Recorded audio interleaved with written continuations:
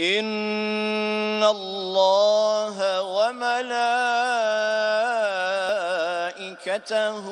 يصلون على النبي يا أيها الذين آمنوا صلوا عليه وسلموا تسليما اللهم صل على سيدنا محمد وعلى آل سيدنا محمد بعدد كل داء ودواء وبارك وسلم عليه وعليهم كثيرا اللهم صل على سيدنا محمد وعلى آل سيدنا محمد. Bismillah ar-Rahman ar-Rahim. Surah Al-Fatiha, everybody.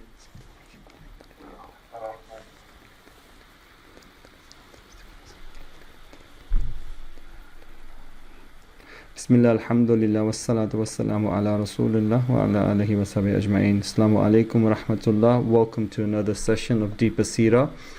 Today we're going to go very deep on a very controversial topic. So, all eyes and ears on me, as the song says. We did half of this, right? So if we looked at this, right? We looked at prior to Revelation, we got as far as the ideas of khalwa, the ideas of going into contemplation away from society, yes? Do you remember that, everybody? Come on, I've got people in the class. Do you remember that?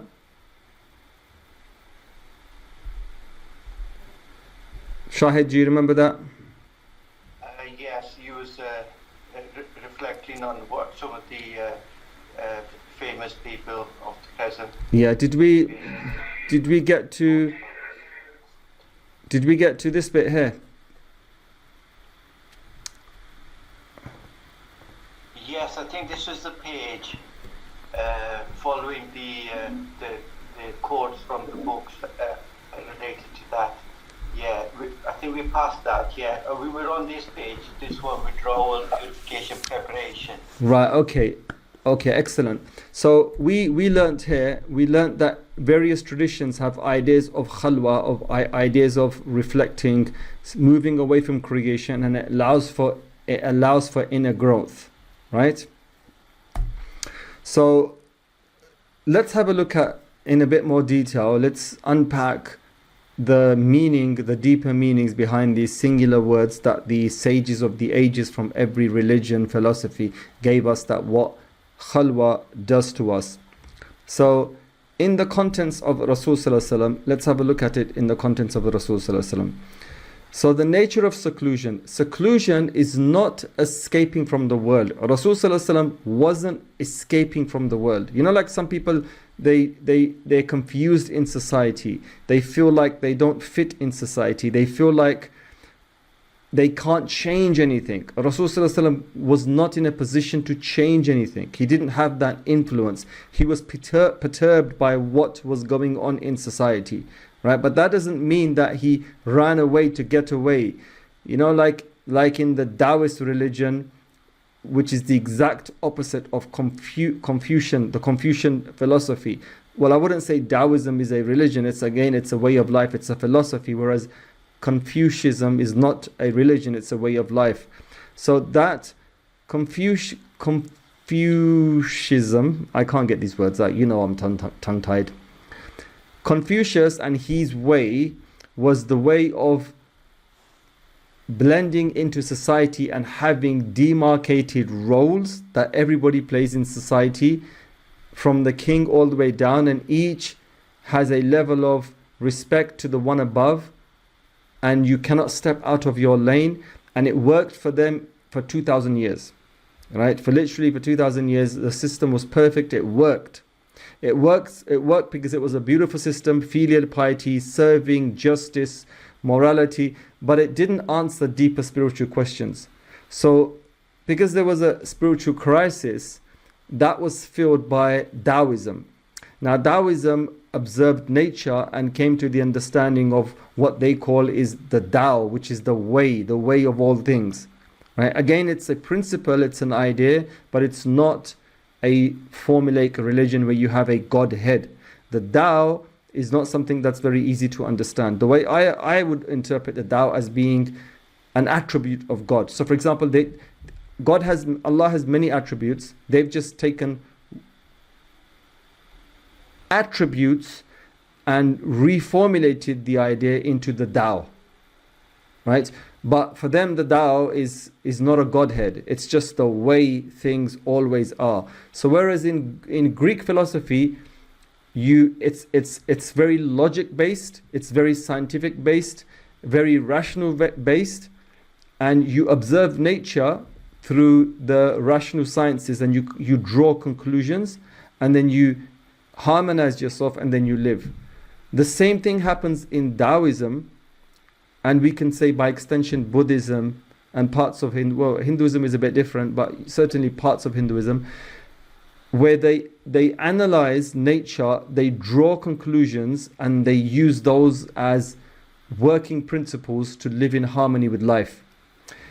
The Taoists have an idea of the way, the Tao, as they would say it in the West, and the early Greek philosophers had what was the logos, which was the first principle, which was again the natural order of the universe, just the way things always were. So for an eternity, that's how they were. For the Tao, for an eternity, that's how it's always been. But the problem is that Greek rationality, Greek philosophy itself forced itself into a quandary, whatever they call that word, right? It put itself into a quagmire, which is your own philosophy is actually basically teaching you that the serpent is eating its own tail, which is an absurdity, which is illogical, right? That cannot be. The serpent is eating itself. So later on, they developed godheads to fulfill that role. So the godheads became the various gods that the Greeks had. You know, there was Athena, there was I don't know the Greek pantheon as well as the Roman one, but all of these early gods, they Aphrodite and all of these things, and their gods were vested with powers and personalities similar to humans, right? So there was this chaos between the gods. Each god ruled a different thing, but none of them was the ultimate creator, because the ultimate creator, there wasn't one, because creation had always existed, the original logos, right? Now, when the Christians formalized their creed and their understanding of religion, they adopted philosophy, and the logos became the word. You know, God, in the beginning there was the word, and the word was with God, right? And something like this. So for Muslims, the Quran says kun fayakun, be, and everything was. And it doesn't literally mean Allah said kun, be. Allah didn't say that. It's Allah's wish, Allah's will, not wish is the wrong word. It's Allah's will. Allah willed creation to come into existence, and creation came into existence. Right? So this is our philosophy. The philosophy of the Christians, they had to, because obviously they had parts of Greek philosophy. Even the Muslims, right? We use Greek rationale in formulating our Aqidah. This is the reason why the Wahhabiyya have problems with our Ash'ari and Maturidi creed. They say, oh, it's Greek philosophy. And this is one reason also why philosophy, for the sake of indulgence in philosophy, is looked down upon in Islam, because it can lead to great misguidance. And philosophy was a big problem in the Muslim Ummah until Imam Ghazali came, and he silenced the philosophers once and for all, and he returned things back to its orthodoxy. Religions like the Ismaili religion and the heterodox, well, it's not even heterodox, it's actually completely out of the fold of Islam. The Druze religion, right? They heavily rely on Greek philosophy. So they have something like, we have the what is it? We have, God is simple and he can only do one thing, right? Because if he could do a multiplicity of things, and then that becomes problematic, right?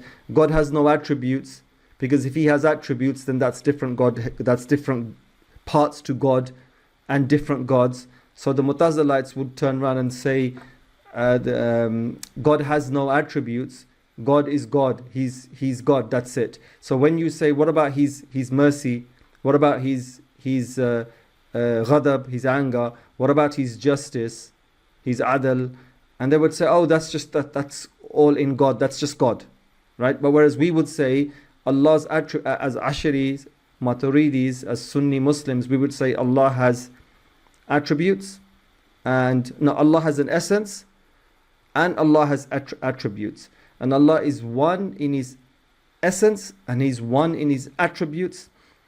And his attributes are not Allah, but they're not other than Allah also, right? Because can you separate the color orange from an orange? You can't, right? So likewise, Allah's attributes are not Allah, but they're not other than Allah. That's very problematic for the Mutazilites, and it's even more problematic for the Ismailis. So the Ismailis borrowed heavily from Neoplatonic Greek philosophy, and they had these strange ideas, and even the Druze, right? So Allah is simple. He creates one act, which is the universal intellect or something like this, and then the universal intellect, from there we have a myriad of things forming, right? This is their philosophy, which is very strange. It sounds kufri to us.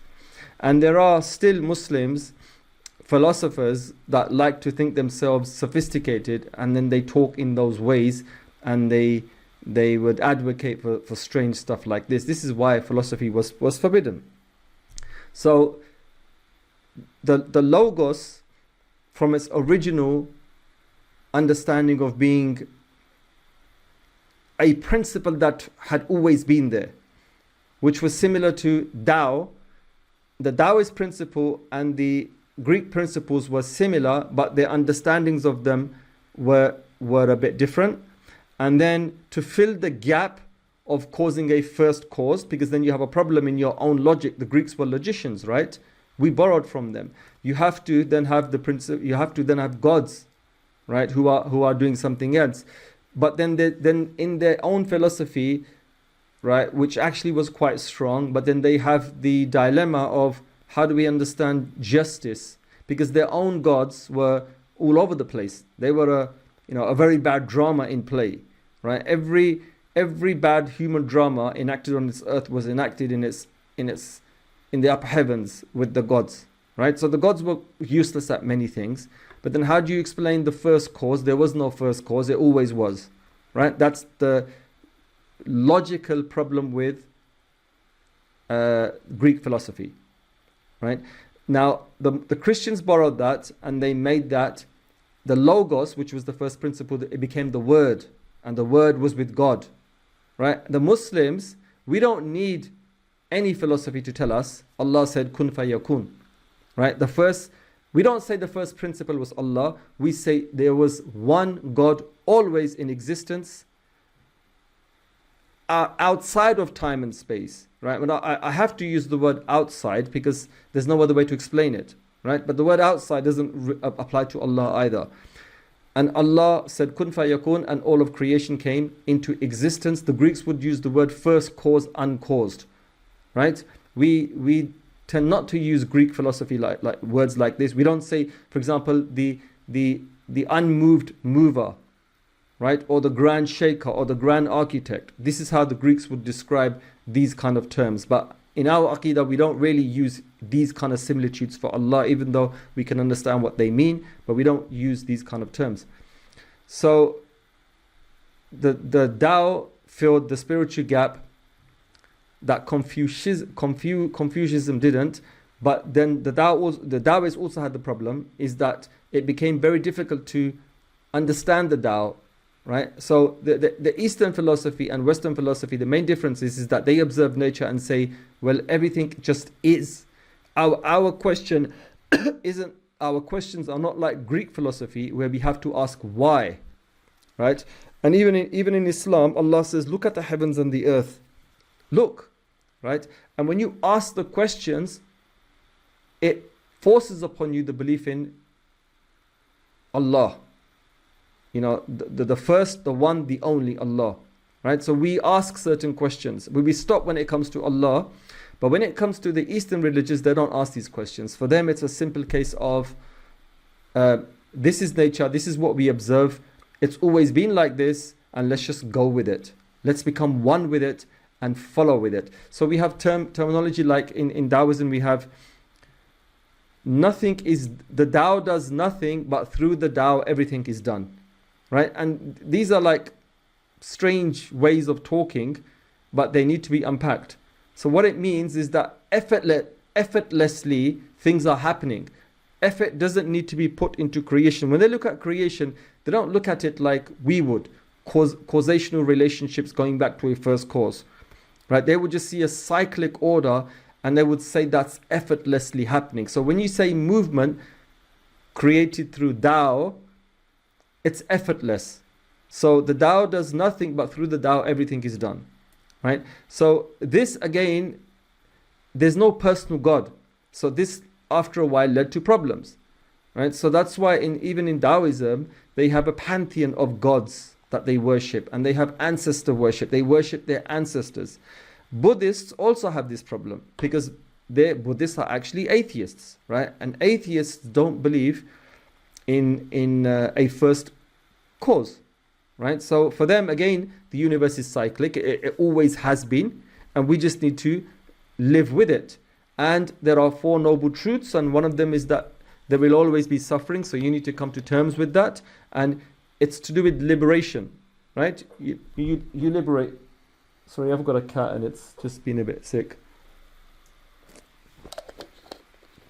So, where does Hinduism fit into this? Hinduism has something called moksha, which is all of creation is an illusion, right? And Hinduism has so many strands that where does one really start with Hinduism? So you can turn around and say, ultimately, the priestly class, the Brahmin class, believe in one God, Brahma.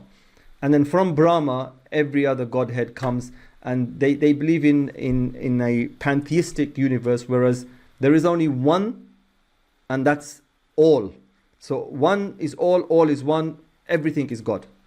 And what you're seeing now is moksha, which is illusion. Maya is illusion, and moksha is the liberation from that. So your idea is to liberate yourself from this and see the real and become one with the essence of the real essence of God. Hinduism is very complex, by the way. This is just saying it, like paraphrasing it probably very poorly as well.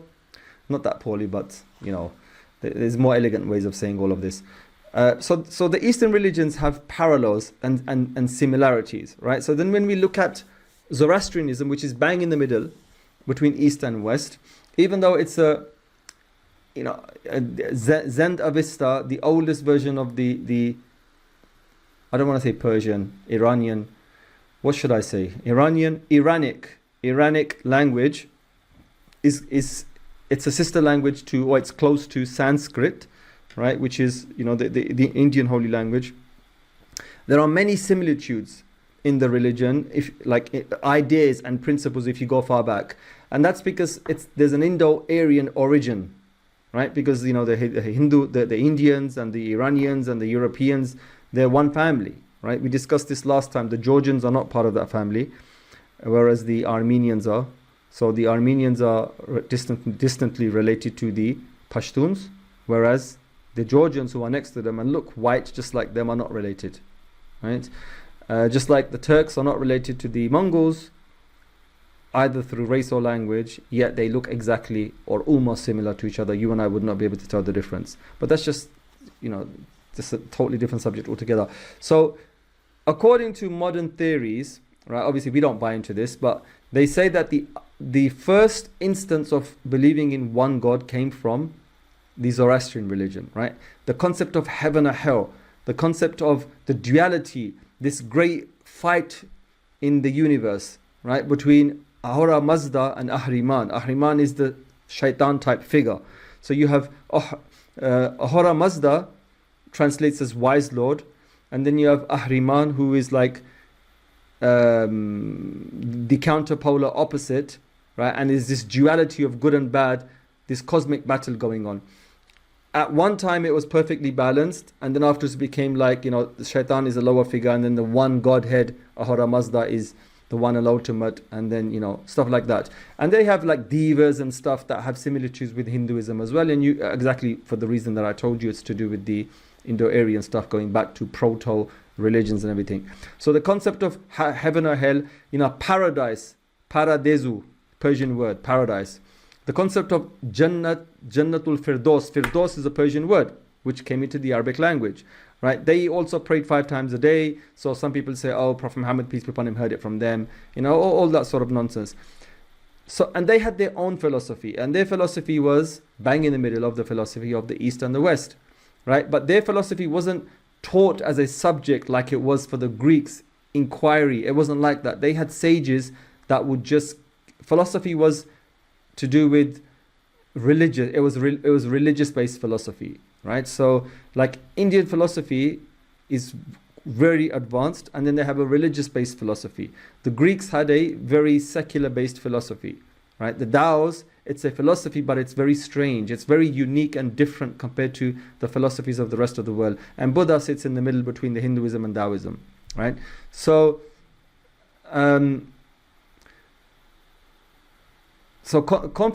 my original talk was about Confucianism, right? He had a system in place that worked, but it was empty. So now Rasul Sallallahu Alaihi Wasallam, growing up in an environment where they believe in God, but that God is distant and abstract. He created everything, and then he retreated.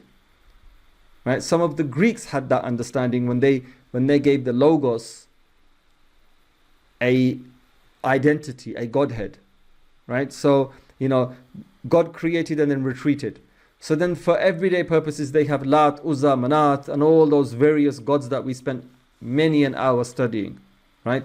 So what happened is Rasul Sallallahu Alaihi Wasallam is in a society where there is cognitive dissonance. They believe in a God, they know He's one, and the Quran says if you ask them who created you, they will say surely Allah. But yet for their daily needs, they would rather go to these fake deities because they were imminent and in front of them. But as Muslims, we know Allah is imminent, right? But if you know the concept of Allah, laysa kamithlihi shay, you will not then say, okay, why don't I see Him? He is imminent without being seen. He is imminent without being felt. He is imminent without Him having any semblance of His creation. Because why? لِأَنَّ هُوَ Allah. Because He is Allah. That's it. This is why we say learn creed. Learn your Islamic creed. So Rasul Sallallahu Alaihi Wasallam is seeing everything around him. He is not happy with what's happening. Number one, why? Because he's not happy with what's happening because, number one, he can clearly see the contradictions in society on a theological level. And number two, he himself wants to get closer to Allah. And to get closer to Allah, one needs to know what Allah wants. And he doesn't know how to get close to Allah. He doesn't know the ways of worship that lead to Allah, that earn Allah's pleasure. And that worries, that perturbs him, that saddens, that makes him seek, makes him want to go off and seek. Right? You spend alone, you think, you ponder. People ponder questions, and for example, scientists will go away and discuss stuff and come back and invent the most discuss stuffs in their own minds and come back and invent the most amazing things. Right? They're stuck on something, go away into seclusion. You have a writer with writer's block. Go away, start thinking, do something else, observe nature. Boom, your mind opens. Religious, how many people have had religious experiences when they've been alone? Right? So he was like Ibrahim alayhis salam was also alone. You go away and you ponder and you think. And thirdly, there was huge social injustice because the Arabs had forgotten clear laws. Now, there is something called universal morality, and this morality exists everywhere, right? This morality exists in every religion, right? You know, you could take morality and take the name Islam out and put another religion's name out, and they would say, yeah, of course, this is Christianity. You could take morality and put the name Islam on top of it and say, oh yeah, this is Islam. That's because we have a universal morality that exists within nature, right? All Islam did is it added to it or curbed some of the mistakes we would have in morality, because morality is inbuilt. So anything that's inbuilt in you, in your fitrah, it spans, it's bigger than time and space, which means it's a universal construct that's always there, and it's not limited to time and space, right? Your cultural expressions, even your religious changes, or the births of false religions, a lot of them are based on time and space, right? You are a Muslim because your parents, 99% of the time you're a Muslim because your parents are. You didn't think about it, right? You're not a revert. You just got lucky, right? Pakistan is a Muslim country because there were Muslims there. You just got lucky. America, there's hardly any Muslims there because Islam didn't spread there. So now those people have a different trajectory, different things are warranted from them, and they have a greater task, right? So some things are a given and some things are worked for. So when it comes to cultural expressions, they change, but morals don't change. They're always the same. So the Arabs knew, if they thought about it deep enough, and we have references to this, they knew morality, but they chose to not follow it. Now, as a human being, if you are the best Adamic version of yourself, right? So if you're in the mold of your father Adam, in your morality, you don't need anybody telling you that gambling is haram. You don't need anybody telling you lying is bad. You don't need anybody telling you that zina is bad, right? And if you do it, that's because you're stepping off the path of the Adamic mold, which is easy to do depending on your personality, or it's hard depending on your personality. But for most people, it's easy to do, right? But had there been a religion there promising you brimstone and fire, right, or with a stick hovering over your head, there's less of a chance that you do it so easily.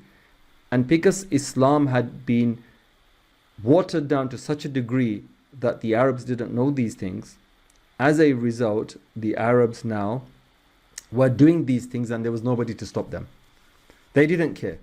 But Rasulullah, whose moral compass was aligned to Allah, even though he didn't know Allah, as in how he knew Allah afterwards, it was aligned the same to his grandfather Abraham, you can say, right? You know, he was in the Adamic mold. His morality was inbuilt and it was perfectly functioning. His moral compass was there, right? He understood everything and he wasn't comfortable with this. But yet at the same time, he never had the ability to change what was happening in society. Now, Orientalists would have you believe that, and even respected authors, right? People like, what's her name? I forgot her name. She wrote a beautiful Seerah in the English language.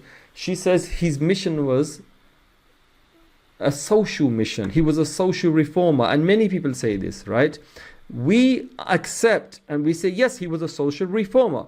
But his social reform stemmed not from the reasons you give, which is he was perturbed by what was happening in his society, and he was a one-man show who decided to reform society, and he had to then formulate a rallying point behind them to get them to follow him, which was God.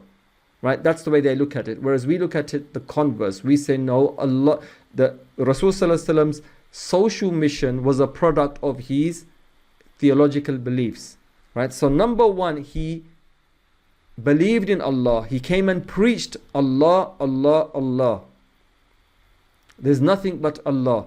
And through theology, through the belief in one God, you have many strands right? And one of those strands is social reform, looking at society and fixing the problems. You know, we have many hadith. If you see something bad, change it with your hand. If not, with your tongue. If not, then hate it in your heart. But no, that's the weakest of iman, right? And then if we look at Islam compared to other religions, for example, Daoism is not interested in social reform, right? They actually retreat from society to cultivate their spirits to become one with the Dao, right? So it's not a very practical religion. Buddhism, the same thing, right? You don't have laws, for example, laws on euthanasia, laws on who you can marry, who you can't marry, or laws on like complex legal laws on property, and they don't have. Daoism doesn't have, Buddhism doesn't have, Hinduism doesn't also have, depending on the strand. It doesn't have. It will have dietary laws, but again, it doesn't have laws, complex property laws, tort laws, right? Like in the West, property 1, property 2, tort and contract, and all stuff like this of how to live your life in a cohesive, complete way. Hinduism doesn't have that, right? Now, Confucianism, I can't get the word out, cultivated a principle where it was very outward, which means that you all chip in and help develop a working society. So you have a top-down approach, and of course, given time, you will develop these kind of laws and everything, right? But you won't have physical laws. For example, morally, your morals will say to you, you need to be circumcised, right? But Confucianism won't have that law. Hinduism doesn't have that law, right? And many other laws, right? How far their laws were developed, depending on how complex their society became. But spiritually, it was lacking, which is why I said Daoism filled the gap, right? Christianity has laws from the Old Testament, right, which do go some way to fulfilling that gap, but they've been lost and watered down in time. Christianity primarily focuses on cultivating the spirit, love and forgiveness, right? So turn the other cheek, everything is okay with love, forgive your enemy even if they've harmed you, right? Now that's beautiful. The message of Jesus was incredibly beautiful, and the reason it was like that was because Jesus, Isa alayhi salam, was born and raised in a society that had absolutely no power, right? They were completely under the grip of the mighty Roman Empire. Now, in a situation like that, a prophet's not going to get up and say, fight. That's a recipe for disaster. You're going to wipe yourself out. Religion gone, wiped out. So in that situation, calm, patience, love, forgive thy neighbor, be it Roman, right? Whereas Islam, in the first 13 years, what was the prophetic message? Tawheed, Tawheed, Tawheed. Patience, patience, patience. And once they immigrated and they had their first Islamic state, all of a sudden, if you start reading the Quran, the laws change. Now, Islamic laws are coming down. The same laws that we're talking about. Laws on the rights of marriage, on divorce, on how to be with your neighbors, the rights of neighbors, the rights of the business and stuff like all of this came in Medina, right? And then the order to fight came. Now, the order to fight is very problematic for Orientalists because they say, oh, he was a warlord, right? Very hypocritical. Why do you say that? Because look what he did. What did he do? Tell me. Oh, Badr. Tell me why Badr happened. We don't know. Uhud. Oh, we don't know. But, there was killing and bloodshed and he ordered it. And he ordered the raids on the caravans. But they won't be able to tell you the logical reason. Right? And then they compare you with Jesus, right? So they will say, well, we have a God, right? They believe it's God, right? We have Jesus, and Jesus said, turn the other cheek, and it's all about love and forgiveness. Well, the practicality of it is, apart from the early Christians and the really, really good Christians that you find today in the world, they are very loving, caring, generous. You will see beautiful examples of Christians that do this. But Christianity as a tool in the hand of government has always been oppressive. They've gone completely against the values of Christianity and Jesus Christ. They've oppressed, they've destroyed, they've destroyed peoples, families, lands, everything in the name of Christ, who they were supposed to uphold love and peace in, right? So they have no moral high ground to say anything. And if they do turn around and say, well, Jesus was a prophet of love, a God of love and this and that. So they're basically contrasting that with Islam. We say, okay, why was he such a prophet for us? They won't have an answer. You have to then turn around and say, is it prudent? What would you do if you were oppressed and you raised a finger and your head would get chopped off, not just a finger? Right? You have to stay calm and silent. And then you're taught the virtues of patience. Wasn't Prophet Muhammad, peace be upon him, also doing this for 13 years? I mean, how did they suffer? They suffered terribly. And it was only when they had a state, and naturally, any common sense law today would say, you defend yourself. And that's what the Prophet did. Right? You defend yourself. Can everybody hear me, by the way? Yes, we could hear you. Right. So it just said the internet unstable. Yes. Right. So the Prophet had to fight, and that would be seen as the just thing to do. And then if you compare that, like you hear people say, oh, Hinduism is about love and peace and yoga and sages and going away into the forest and meditating, and then you have Jainism where they may wear masks so they don't harm germs, they don't breathe in germs, and they see insects and they pick them up and they put them outside and stuff like that. Well, in Hinduism, don't you have a whole class, a whole caste? The racist caste system you have. Don't you have a whole caste that's known as the Kshatriya or something like that, which is the warrior caste? Their whole job, their whole purpose in life was to be warriors. And what do warriors do? They kill.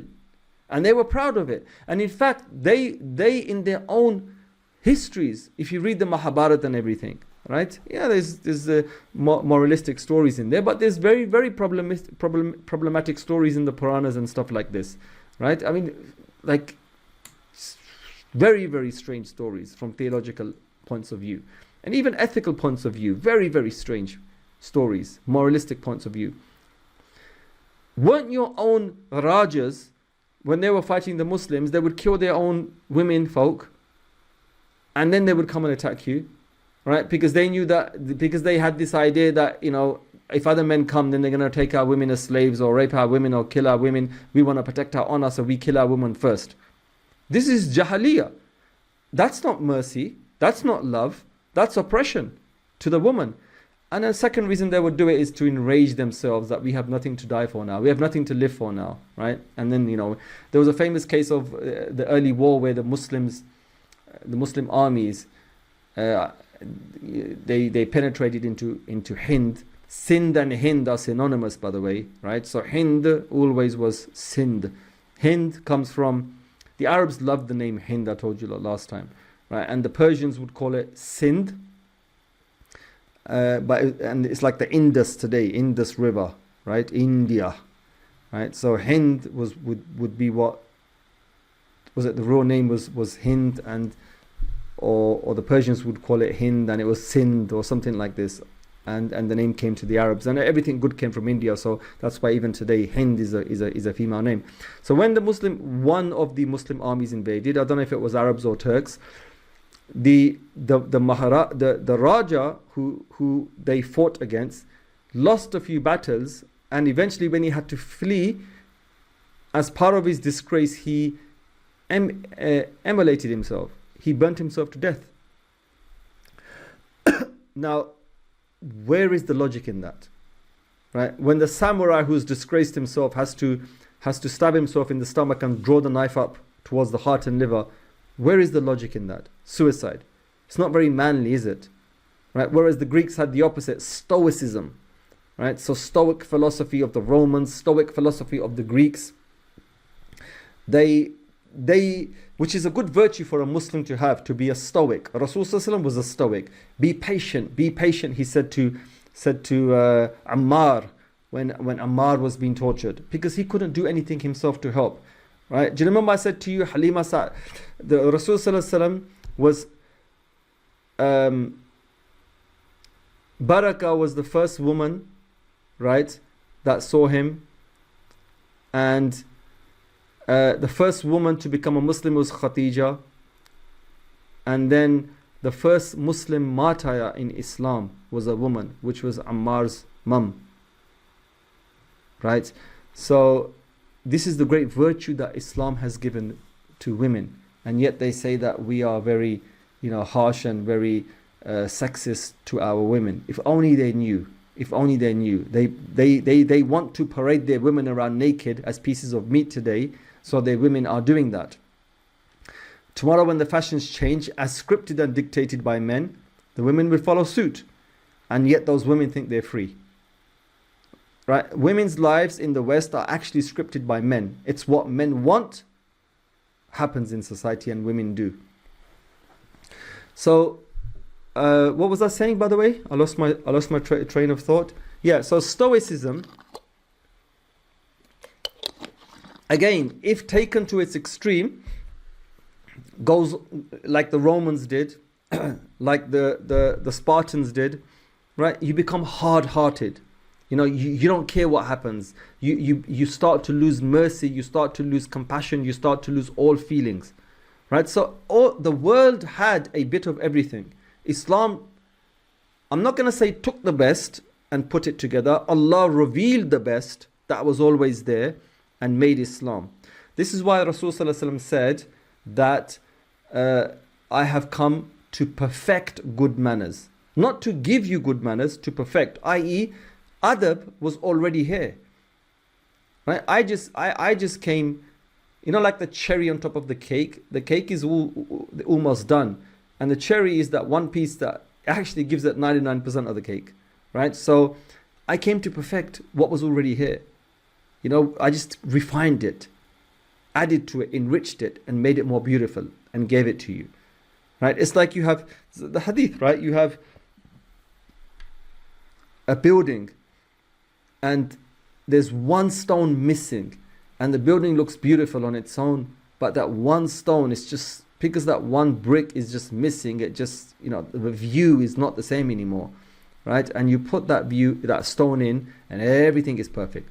Rasulullah said that he was that brick, right? The edifice had been made, all the prophets had come and given their bits, and Rasulullah was Khatamun Nabiyyin, the last of the prophets. He was that last brick, and it beautified in its completedness everything that came before, right? So for example, we have Surah Al-Fatiha. What did Musa alayhi salam have? What did Isa alayhi salam have? We have beautiful du'as. How far did their du'as go? You can see Jewish prayer, it's half Islamic prayer. You can see Christians pray, it's like half Islamic. Real Christians I'm talking about. You can YouTube this, right? If you look at proper Jews pray, they prostrate and bow. Christians also, they make dua in a similar way. But it was half. Islam beautified it all the way, right? Like we have tajweed. The Jews don't have that. The Christians, when Christians recite, they recite in this way. I can't remember where it's from, right? But it sounds quite, it's quite heavenly. It's beautiful in its own way. When the Jews recite, right, because the Jews lost touch with their book. It was only when they moved back into Palestine that they had to borrow heavily from the lexicon, the Arabic lexicon, to formulate the Jewish language again. Right? So when they recite, it doesn't sound beautiful because most Jews, they speak Yiddish. Right? Very few know pure Hebrew. Only the priestly class know it. Right? So you can YouTube it, you will never find a Jewish reciter reciting in a beautiful way. Whereas when you've all heard those psalms being sung by Christians, it sounds very nice, right? But then if you ever hear a Jew from Iraq who's reciting using the Iraqi maqamats, oh my God, it sounds really beautiful. But then where's the beauty coming from? The beauty isn't coming from the actual recitation of the words, because you still don't know what they mean, but it's the maqam he's using. You can use that in gibberish and it would still sound beautiful, right? So they're adding a maqam to something that they lost the true way of reciting it, right? Whereas Rasulullah didn't recite with maqam. He recited with pure tajweed, which already beautifies it. A perfect scripture beautified further through the laws of tajweed, and then further beautified, right, by adding maqam, which basically only allows you to hone in to certain verses and give them more emotion by way of reciting a specific maqam. So for example, when you hear a verse of Jannah, you use a light springy maqam to make you feel more happy about that. And then when Allah promises hell a few lines down, you change your maqam to something very heavy, very gravitas, because of the gravitas of what Allah is saying, right? But if you take the maqams out and you have pure tajweed, the words still hit you. People still cry in salah if you know the meanings, because it's heavy. And even if you take tajweed out and you can just hear the words in Arabic, right? It's a heavy recitation. It's a heavy text. Didn't Allah say Himself, we're going to give you, or Prophet, we're going to give you a heavy word, and heavy in its meaning, heavy in its receiving, the Prophet receiving it, and heavy in its, like, as in the effect those heavy meanings have on the Prophet, and also physically. The camel sat down due to the weight. Abu Bakr's leg almost got pulverized due to the weight when the Rasul's leg was on his leg and revelation came down. Right? So Islam is the complete way of life. It covers the internal, the external, the spiritual, the physical, government, business, transactions, properties, rights, families, family law, right? It even can answer questions, hypothetical questions, based on events that have not happened today. Like, for example, alcohol is forbidden. Why? ABC. Oh, today we've invented marijuana was there from before. We've invented cocaine. We've invented heroin, right? Derivative from opium. Opium plants were always there, but by really heavily drawing out the active ingredient and making heroin, which is probably 1,000 times more potent, right? Is something very new, unheard of. And it doesn't have the exact same effect as alcohol. It doesn't cloud the mind as such, but you draw principles from the first principle given by Rasulullah. Actually, the Quran says it's forbidden, and Rasulullah told us why. And then you can infer, right, through qiyas, analogy, and say, well, alcohol, drugs would fit the same category, right? So we have answers to everything. Today they're debating in the West about euthanasia. If you are a cow, if you are in a vegetative state and you're a potato, right? Your mind is given up and you can barely just move a finger to communicate. You don't want to live. Who wants to live like that? The law doesn't allow you to kill yourself, because most law is in Europe as well. It's like based on old custom law, which is Christian law. And secular law, again, even secular law, deep down, there is a morality that's Christian. So it won't allow in our countries to do this. So they have to go into countries where the law, Christianity is very weak at the moment. So if you want to kill yourself, you go into one of these European countries and you end up ending your life. Because in England, certainly you're not allowed to do that, right? But there's a debate. There's a whole philosophical debate on this. What do we do? Can we do it? Is this the best action? Is this in the interest of the individual? Are we showing mercy, clemency, or are we doing oppression upon him? Or should he be entitled to take his own life? It's his choice. Can we help him? Right? You get cases of parents taking the drip out of their children who are in comas, or vice versa, and the law punishes them for murder. Right? It's murder as such, but the punishment is less, but it's there. But then really you can have a philosophical debate and say, well, he was, like I'm going to give you an example. In the medieval period, in hangings, right? Let's just say that one of your family members, your father, your dear father, was being hanged for something. You would make sure that you were there pulling his legs down. That sounds horrific. That sounds absolutely horrific. Why? Because you wanted your father not to suffer. You wanted him to die quickly. right? They didn't use a long enough rope. He's now choking to death instead of having his neck snapped and dead. So you're suffocating him, right? But where does that put you? As a compassionate person or as a murderer?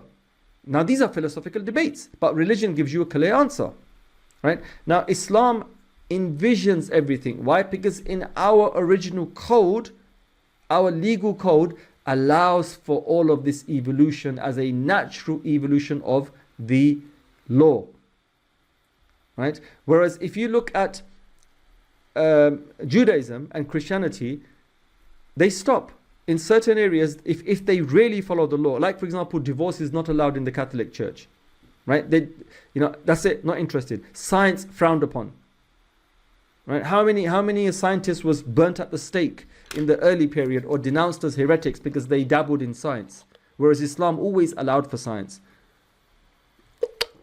So Christian law, that means, didn't develop.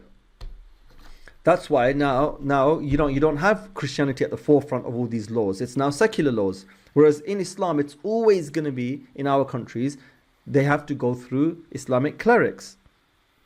Judaism is a unique case because it has a semi-complete law code, right? And it's similar to Islam, but it's very racist, right? It just became for the Jews and it became constricted. And it also, again, there's problems. Like, for example, Jews don't believe the world is more than 6,500 years old, right? Why? Because that's according to their table of nations, according to their timelines, that's when Adam came to this earth. The Garden of Eden was on this earth, actually. Adam was here, created by God. So how do you answer the fact that we have settlements from 10, 15,000 years ago in Turkey? Oh, there's a problem now.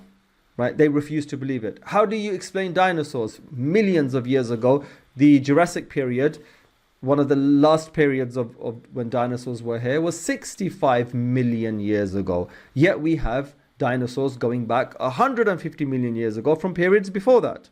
Right? Man, has been here for the Aborigines have been completely isolated from out of Africa theory, right?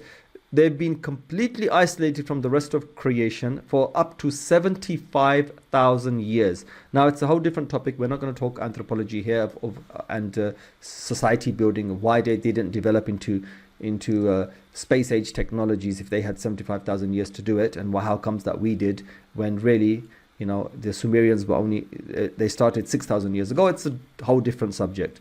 But the point is that they've been there for 75,000 years, right? How do Jews answer that? Problematic.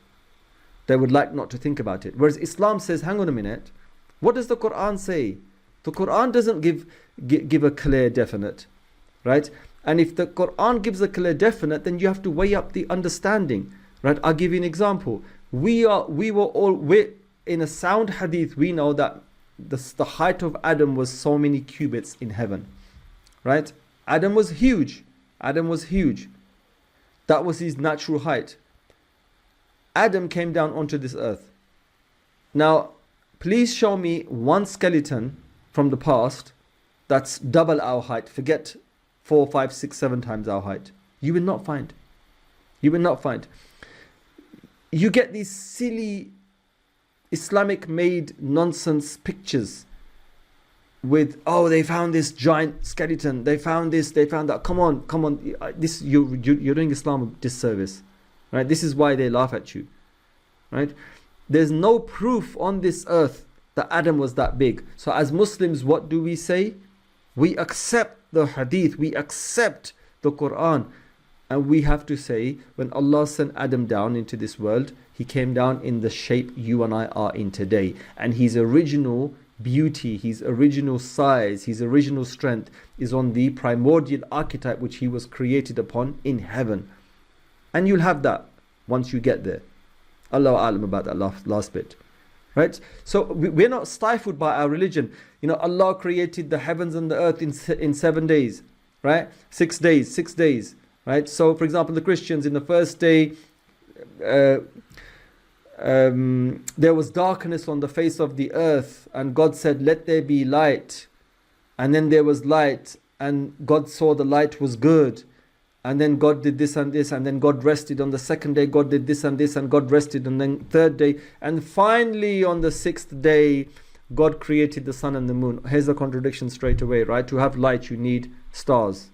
So the sun was created on the last day, whereas the Quran doesn't refer to the sun as, the moon as a lamp, as a light-giving source. It refers to it as a reflective source. And we know today that the moon is a reflection of the sun's light. The sun is the lamp. It generates its own energy and light through nuclear reactions, and the sun is passive, receives the light and just pushes it back out, the mirror, right? But then how do we understand the 6 days? Because Muslims have that understanding as well. But then we say, oh, it's simple. Allah created the universe in stages. How could, Allah has used simple language in the Quran. A day means a time period, an eon. So Allah created, it took billions of years, right? This earth is this universe is 4.5 billion years old.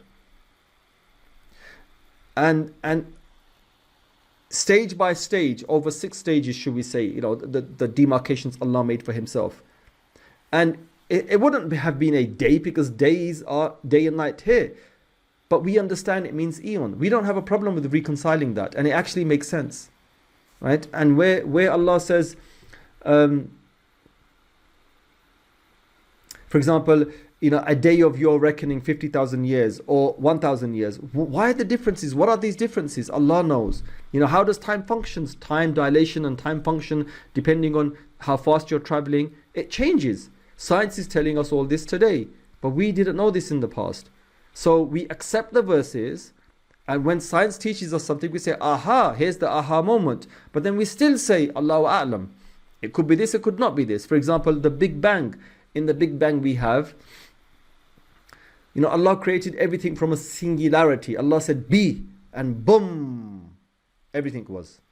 And that boom, everything was all the matter which Allah then formed in 6 days, 6 eons, billions of years, right? And Allah's still creating it, because at the end of space, I mentioned this to you last time, the end of space, there is nothing, and Allah's creating. And if you say, oh, you can't visualize this, nothing and something, oh, nothing is something, I can see that something. No, it's nothing. It's hard to understand this. But from nothing, Allah is creating. Allah creates and destroys at the same time in creation. We can see it happening. And on the molecular level, we see quantum particles coming in and out of existence. We don't know what's happening, but we can see them.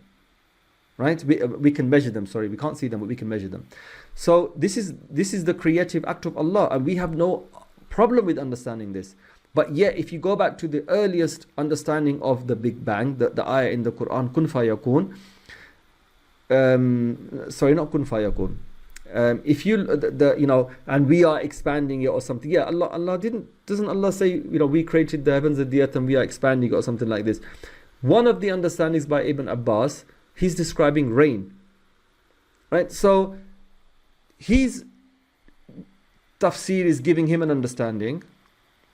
Today we say, oh, it's the Big Bang and the creation of the universe. Whatever it is, Allah knows best, we believe. And if it fits our theory, we say, oh, this seems like it's workable. Tomorrow maybe another theory will come out and we'll say, this seems like it's workable. But if you're a Christian and a Jew, and a staunch Christian and a Jew, no, you can't even think along those lines. You're forced to stop and say, no, we will not go there, because that's moving into kufr now, right? And then they have cognitive dissonance. This is the reason why you'd be surprised today in Israel, a large percentage of the population is actually atheist. And it's these same cognitive dissonance kind of questions and reflections that people have that takes them away from religion. And Muslims are even having these dilemmas for the only reason that they don't understand their religion. Right? If you don't take the time and effort to sit down and understand your religion, you're going to have these problems. Right? It's like the Shia having problems with something to do with what I was going to teach today. I say was because we're not going to get to it today. Right? The Shia say, oh, how can this be in Bukhari? I asked my Sunni friends and they just went quiet, or they reluctantly agreed with it because it's Bukhari. Well, you asked the layman. So the layman's going to give you an answer that's not coming from a place of knowledge. Ask the ulama. Right? So this is why most Shia have wrong opinions about Sunnis, because who are they asking? I spoke to a Salafi, and he says, oh, you don't believe in the attributes of God, or you don't believe in this, and you don't believe in that. How do you know? Because I spoke to people. I said, is this where you get your knowledge from? I said, ask the right people and you'll get the right answer. Islam even says, ask the right questions. You ask the right questions to the right people and you'll get the right answers. So Islam is a complete way of life. Rasulullah came not as a social reformer, but as someone sent by God to tell the people to believe in one God. And from that stemmed everything. Social reform, yep, we agree. Rights of women, yep, we agree. Property law, yes, we agree. Government systems and government law, yes, we agree. Right? But it all stemmed from his first and primary and strongest message. You know, even if nothing else was revealed by Allah, the one thing that Allah would have revealed was Tawheed, the oneness of Allah, believing in the oneness of Allah. But Allah revealed the whole system. And we know that system, alhamdulillah. Right? So Rasulullah is going away to reflect and to ponder. And this was the habit, I said, of every single person who had some inkling of what's really happening. And it was a fashion amongst the aristocrats anyway. And do you remember I said to you, look at the church, look at the Coptic church people in the Sinai, right? The Coptic Christians, they do this to this day, they do it. Watch the documentaries, look at their experiences, because by looking at them, because they're on mountaintops as well, you can actually get a visual on, okay, so this is the grotto they live in with their simple instruments. This is what they do, silent meditation, and their experiences, this is what their experiences are, and this is the silence. And in the silence of creation, you hear the voice of God. Right? So I'm asking you to watch it, just to give you an inkling of what Rasulullah would have experienced. Okay? So Rasulullah, he's gone away into the mountains and he's gone into khalwa. He would come back into society, fulfill his family duties, stay for a few days, and then go back again. This went on every Ramadan for a few years, by the way. So this shows you he's not doing what Buddhists are doing, or Hindu yogis are doing, or Daoists are doing. He's not running away from society, trying to just do something for himself and nobody else. Right? He's actually doing this for trying to find an answer. Oh Allah, this is what I see. There is order. And that order is prevailing, I can see. And yet, within that order, within the microcosmic, people are creating disorder. I'm not comfortable with this. I want to do something, I can't. But I don't know you, Allah. I know you and I don't know how to worship you. I want more of you. You know, like when you really, really want something, it's born of love. It's born of wanting to be close to that person. It's born of a desperate desire, you know, to let your feelers out and feel and get a handle on and to understand. This was the deep feeling of Rasulullah when he went away to ponder life's greatest questions. Oh Allah, look at all of this. There is order. You know, it has to come from a source, and that source is you. And I want to know you. Please show me yourself. What do I do? Right? And many people, you will hear Christians who are at rock bottom in their life and they become good Christians. And then what happened to you? I was at rock bottom and I said, oh God, if you really are, help me now. And Allah helps. Right? But then they, you know, like I said, depending on where you're born and what you do, you'd end up going to the church instead of going into the mosque if you're in Europe. And then obviously the church will say, yep, you've come to the right place. There is God, but God also has a son. So in essence, khalwa is, oh yeah, don't forget, Musa al-Islam went to Mount Sinai for 40 days. A form of purification, leaving the world behind, becoming receptive to the great message that was going to be received. Jesus spent time in the wilderness. Buddha did it. and Rasul did it in the cave of Hira. So in essence, it's withdrawal from distraction only. So you're still part of the world, but you just withdrew yourself from that distraction. It's like they say a Sufi is in this world, but he's not part of this world. Or he's part of this world, but he's not in this world. Right? So we're here, but we're not here because we're with God. Our hearts and minds are with God, and our body is just here. So to empty the vessel of the heart. Why? Because it needs to be emptied for the Quran to be put in. It needs to be emptied for a deeper understanding of Allah Azza wa Jal. Purification through silence. I told you, be silent for 24 hours. Don't say anything. You'll see what happens to you. Be silent, because when you're silent, the voice of your own soul can be heard, and it's going to ask fundamental, existential. You know, I'm tongue-tied. Oh Allah, loosen up my tongue so that they may understand my speech. This was the dua of Musa alayhi salam. When he went up and God said, oh Musa, you're a prophet. Go and preach. Here's the 10 commandments. He made a dua. He said, loosen up my tongue so that they may understand my speech. Because he was a bit tongue-tied in a certain word. So am I. Right? So, oh Allah, make it easy for me. So, in the silence, Ameen. Jazakallah khair, Shahid. Thank you so much for this. So in the silence, you will ask those relevant questions, and then you will think about them, and then you hear the voice of God. Right? Metaphorically, you hear the voice of God. You get deeper understanding. That's Allah drawing you to Himself. Right? And it's like, you know, if I say hear the voice of God, understand what I'm really trying to say. Preparation for divine service.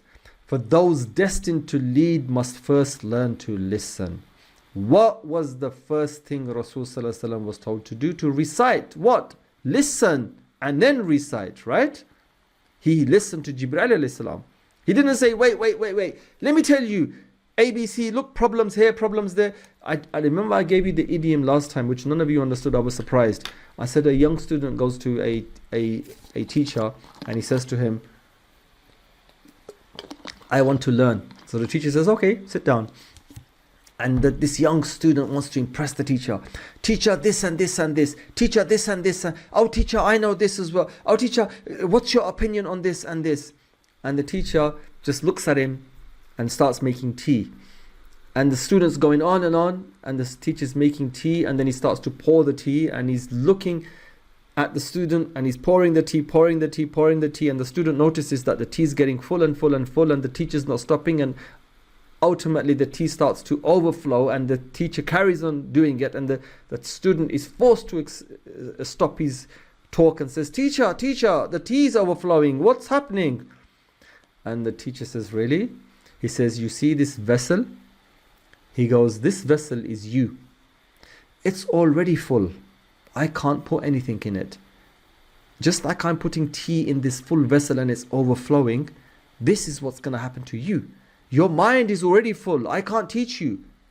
Empty your mind. Be nothing, know nothing. Come to me empty and let me fill it with my wisdom. Right? So, preparation for divine service. For those destined to lead must first learn to listen. Right? So, this is the grand meaning of the khalwa Rasul took. The Sufis often say seclusion is not to flee from creation, but to polish the mirror of the heart until it reflects the Creator. And that was a very nice introduction to today's lesson. Right? So, do we have any questions? Yes, alhamdulillah, it came from a place of love. Any questions on today's one slide? Do you know, in the Quran regarding Zakaria Islam, obviously when he sees Maryam, obviously Maryam Islam in seclusion and like fruit out of season fruits coming. Yep. And then I think either he has a revelation that he's gonna get a son, a pious son, which was his request, and then I think he she refrains from talking. I think same thing happens to Maryam alayhi salam as well, when she obviously when she's about to give birth to Isa, Allah tells her not to speak. So this not speaking, is that similar to what you were discussing in regards to like in silence hearing the voice of Allah? They're two different things. Her being silent is sometimes you have nothing to say. There's more reasons to it, but just in one understanding from me is that the fact that she pointed at the baby, they said, "Oh Mary, you come from the house of so and so Imran, and you were not known for this, and they were not known for this. What's happened? I.e., where did this baby come from? Zina? What's going on?" And she never answered, and she pointed to the baby, and they said, "Babies can't talk." And then he spoke. Isa alayhi salam spoke, and he said, "I am so and so. I am God's prophet. I was sent by God." Right? So that's like a miracle, right? She's in silence because how can you defend yourself now? Right? You can't defend yourself unless a miracle happens, and it was the miracle that defended her. Right? So but that's the tafsir is beautiful on that. The various understandings and the fact that she was given various fruits, and the reason why Allah said shake it, right, instead of Allah just giving it to her without shaking it. The fruits were there, but she had to shake it. Beautiful tafsir on that. One of my sheikhs who passed away today, may Allah sanctify his secret and give him the highest place in Jannah, right? It's pertinent for me to mention him here.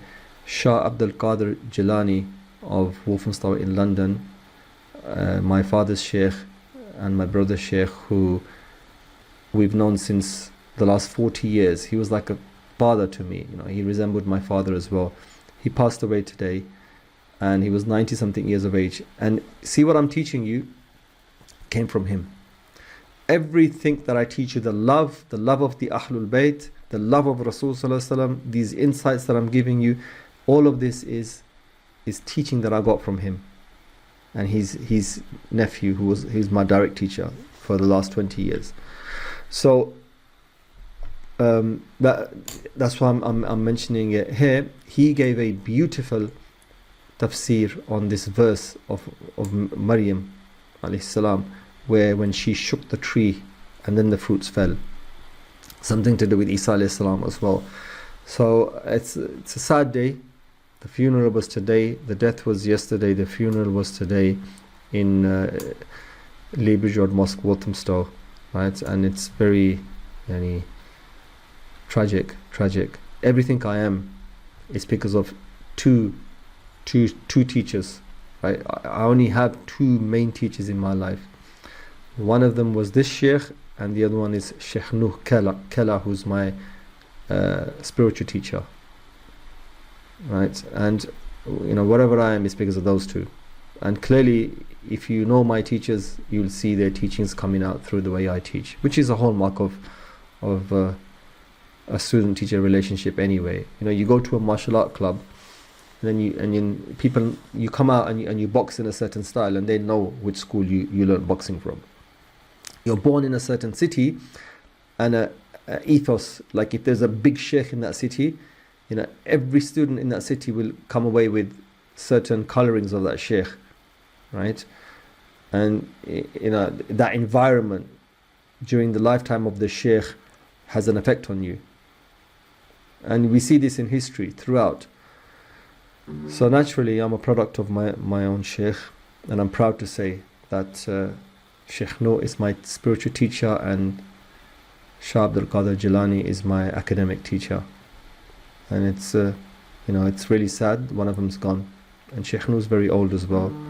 So may Allah preserve him and keep his shadow over us for many years to come. So Ameen. Yeah, Ameen Ya Rabbil Alameen. So can I any other questions? What about Zachariah? Was it the same thing with him? Obviously. Okay, so silence. Basically, silence. To stay silent isn't really from Islam, right? So number one, during i'tikaf, many people stay silent, right? You probably heard, oh, that you can't talk, you have to knock on the door and somebody has to give you food. You know this one, right? Yeah. Right, okay, that's not from the Sunnah. Absolutely not from the Sunnah. In i'tikaf, if you have to even leave your house, or men do it in the mosque, right? But women in the house, because you've got no one to feed you, you can go out and buy food and come back and your i'tikaf is sound. You can leave the mosque, go and buy your food and come back and your i'tikaf is sound, right? You can speak, you can have discussions, you can have a like lessons in i'tikaf, right? The dislikedness is if you're just shooting the breeze for no reason. But it doesn't break your i'tikaf. It just defeats the purpose of what you're there for. You're in spiritual seclusion. So stay away from all the breeze and just focus on God. But to stay silent is not really from Islam, because even in our silence, we do adhkar. Rasulullah said that keep your tongue moist with the remembrance of Allah. So you have two types of dhikr. You have the khafi and the jali. So the khafi is inside you. So where you're saying La ilaha illallah, try that now, right? Build that habit in you where you're just constantly saying it inside you. And then there's the outward, where you're actually moving your tongue, and both have a place, right? So when I say silence, try silence as an exercise. Still your mind, which means don't even say La ilaha illallah. Just still your mind as an act of worship. Say, oh Allah, I want to empty, I want to silence the mind, right? Because even saying La ilaha illallah is basically feeding into neural pathways that your body is used to hearing some sort of noise or doing something. Silence is very difficult. It's disturbing for people. People don't like it, right? You have to overcome it. This is the reason why the Christians say the devil comes to you. You could even go through a period of like, what's happening to me? I can hear this shouting in my head. This is your neurons misfiring now, because you're breaking your neural pathways that were, just always switched on and firing. Right now you're dismantling that, because your brain is neuroplastic, right? It has neuroplasticity, and those pathways, you're shattering them, and they're misfiring everywhere, and you're hearing the shouting going on in your head, and you have to fight through it until you have complete stillness and silence. Like I told you, your brain, your mind should be like a level lake at night time that no one has thrown a stone in. It's completely still, and the moon is reflecting so perfectly that you don't know whether the moon is starting in the lake and reflecting in the sky, or it's in the sky and it's reflecting in the lake. When you throw a stone, it'll take you 10 minutes for that lake to become completely calm again. But imagine someone's just dashing stones and stones and hundreds of stones. Everybody's around the lake and throwing stone after stone. What can you see? You can't even see a single wave crest properly, because it's crashing into other wave crests, let alone some sort of stillness. So empty your mind, still your mind. So when I say be silent for 24 hours, there's two ways of doing it. One is live, like go to work and everything, and just stay silent. Do your stuff in silence. Work around the house in silence. If your mum calls you, answer, and then stay silent. The second one is just go away for a weekend into the forest, camp out, don't meet a human being, and then stay silent. Right? But then in that silence, don't occupy yourself. Oh, I'm going to read a novel now because I've got to keep my mind busy. Or I'm gonna look at nature like randomly just because my mind has to fire. No. Do it in contemplating. Is this the correct spelling? Sheikh No. Keller. Keller. Shah Abdul Qadir Jilani. Shah Abdul Qadir Jilani, Walthamstow. Put this in. Ameen. So still your mind through the silence of your tongue, and that's very difficult. Try that for 24 hours. It's not a practice that Muslims do regularly, because our practice is in the silence. You reflect upon Allah, right? But that's hard for many of us. So as an additional exercise, we say to build to that and to truly, because many people say, La ilaha illallah, La ilaha illallah, but their mind is everywhere. You know, their mind is on, oh, my next TikTok video. Oh, there's a car going. Oh, there's a bird. Oh, there's a dog. Oh, there's a person. Why? Because your mind is constantly used to firing. So you're worshipping Allah, but you're heedless. You're maghafil. The idea is that when you say, La ilaha illallah, there is nothing in your mind except for the understanding of Allah. That's incredibly difficult. So a way to make that happen faster is just don't speak for 24 hours or for 3 days. Right? Destroy those neural pathways. So likewise, you're not speaking, but you're not mentally thinking about anything either. You know, you're just calming your mind down. You're not allowing your mind to overfire. And we've done that today with distractions. The biggest work of the devil is this mobile phone. Right? It's destroyed everybody's minds. Right? Your dopamine hits every 5 seconds, every 5 minutes. Your dopamine hit. You're in a queue. Out comes the phone. You've gone to the doctors and you're speaking to the receptionist, and she says, "Okay, let me just check the record." So she's taken 30 seconds to check the record. Within 5 seconds, your phone's out in your hand. And I know I'm not lying when I say this about you lot, right? And then you sit down and your phone comes out. You're watching a movie, and 15 minutes through your movie, you're forced to pause the movie because now you've got to check your phone because you just got this urge to check your phone. Right? It's destroyed us. And our mind is constantly firing. Dopamine. Right? So our dhikr then doesn't work because your mind is not in the right frame of mind. Right? So one quick way of, it's like a catalyst. Silence from everything. But that means that you have to now put a concerted effort into silence your mind. Otherwise, that silence will be, you're silent in tongue, but you're raving in your mind. You're filling your mind with stimulus because that's what you've always done. But once you silence that stimulus, and your neurons start to break apart, the patterns start to break apart, you'll hear noises. Your own self shouting at yourself. Right? Just various random, strange. Let them pass. This is why they say in meditation, thoughts will come to you. Observe them and let them go. Let them go. Don't chase them. Let them go. And this is very difficult for us to do. But in that silence, you get awakenings and openings. This is why everyone who's had an experience has had it. Not when he's sitting down playing PlayStation or watching a TikTok video of some random nonsense that you were not created to watch, i.e. some silly prank. How low man has descended that he whiles away his hours, his greatest gift, most precious gift, and only one of that gift, time. And you're just watching a random video of someone playing a prank, two idiots, and you've made yourself to the level of an idiot. May Allah protect us from this.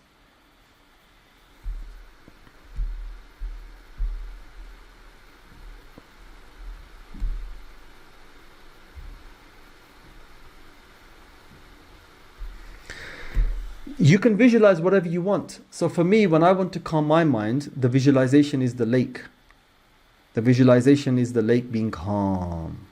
You just focus on that lake and you focus on nothing else, and life becomes, like I said to you, when you have intrusive thoughts of shirk and kufr, the thinking in your mind should be that you're on a groove. And you want to stay on that groove, and you don't want to step left or right.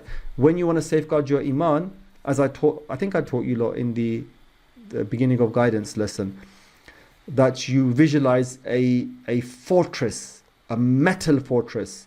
Because if you had a brick tower, like Rapunzel's tower, what's her name? The princess Rapunzel, yeah, let down your hair. So Rapunzel, she was in the tower, right? And there's no way down apart from God knows how she gets down. A brick tower you can break, but a metal tower, you bang it with the hammer, nothing happens. So, you visualize a high fortress with yourself up on the top, no way for shaitan to get in. and get to you and give you intrusive thoughts. So visualization helps, but in the beginning,